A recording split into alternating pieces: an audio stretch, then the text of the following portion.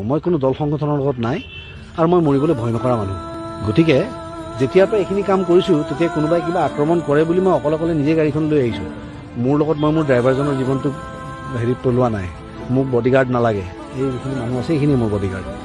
আৰু যদি বডিগাৰ্ড তেওঁলোকে যদি বডিটো মোৰ গাৰ্ড কৰিব নিবিচাৰে তেতিয়া মই মৰি যোৱাই ভাল। জাতি ধৰ্ম নিৰ্বিশেষে মানুহ থিয় হৈছে, কিন্তু হিন্দু মুছলিম অসমত কৰিব নোৱাৰে। মই আপোনাক কৈ দিলোঁ নোৱাৰে কৰিব।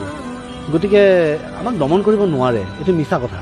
আমাক জেলত ভৰাব পাৰিব, দমন কৰিব নোৱাৰে। আৰু যিখিনি মানুহে আজি এই কথাষাৰ বুজি পোৱা নাই যে এজন জুবিন গাৰ্গ মৰাৰ পাছতে যে লাখ লাখ দেশভক্তৰ জন্ম হৈছে, ঠিক তেনেকৈ আৰু এজন মানুহৰ আহুতি যাওক, কিন্তু দেশখন জাগক, জাতিটো জাগক হওক। জুবিন মৃত্যুৱে আচলতে মানুহক জাগৃত কৰিছে, যথেষ্ট জাগৃত কৰিলে। যিখন বৰ অসমৰ সপোন আমি সদায় দেখি আহিছিলোঁ, সেই বৰ অসমৰ সপোনখন আজি লাহে লাহে প্ৰতিফলিত হৈ থকা আমি দেখিছোঁ। আজি জুবিন অনুৰাগী যেতিয়া থিয় হয় তাত জাতি ধৰ্ম নিৰ্বিশেষে মানুহ থিয় হৈছে, কিন্তু তাত অসমীয়া বঙালী হিন্দু মুছলিম নাই। হিন্দু মুছলিম অসমত কৰিব নোৱাৰে। মই আপোনাক কৈ দিলোঁ নোৱাৰে কৰিব।